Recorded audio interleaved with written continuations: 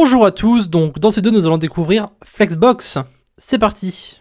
Il est maintenant l'heure de passer à un des meilleurs avantages du CSS3, c'est-à-dire Flexbox. Tout d'abord, commençons par voir à quoi Flexbox va servir. Donc, Flexbox est un moyen plus efficace que l'ancien CSS de placer, aligner et distribuer l'espace entre nos différents items dans notre container. Cela veut dire que nous pouvons placer nos différents éléments n'importe où dans le container. Et donc voici par exemple une autre façon de placer nos éléments. Vous pouvez le placer de la gauche vers la droite ou de la droite vers la gauche.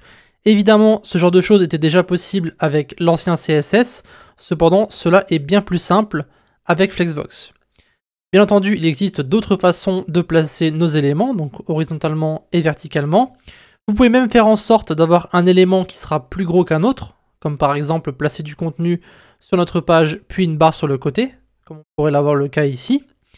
Et avant de commencer à voir nos différentes propriétés, nous allons ici voir un petit avant-goût de ce qui va arriver dans les prochaines vidéos. Donc nous avons à gauche les propriétés que nous avons sur le container et à droite les propriétés que nous avons sur les items. Alors il est important de comprendre la différence entre les deux. Le container, c'est en fait l'endroit qui va contenir tous nos différents éléments de Flexbox. Donc ça peut être tout notre site, ça peut être n'importe quoi. D'accord, ça peut même être un élément dans un élément. Il faut juste que vous compreniez que le container, c'est ce qui va contenir Flexbox. Et les items, ce sont en fait les différents modules, les différents éléments que nous allons avoir à l'intérieur de Flexbox. Et donc il existe en fait des propriétés pour les deux. Donc pour le container, nous avons Flex Direction, Justify Content, Flex Wrap, Align Items, Align Content. Et pour les items, nous avons Order, Flex, Flex Grow, Flex Shrink et Align Self. Alors nous n'allons pas vraiment les voir dans l'ordre, mais par contre dans la prochaine vidéo, nous allons voir Flex Direction et Flex Wrap.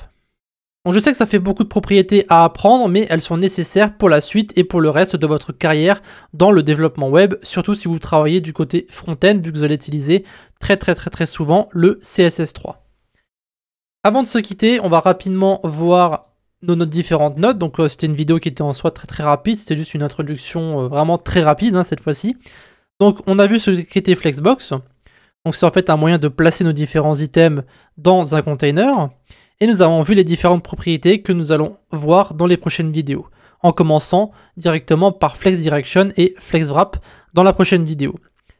Ceci conclut donc notre petite vidéo sur l'introduction à Flexbox, n'hésitez pas.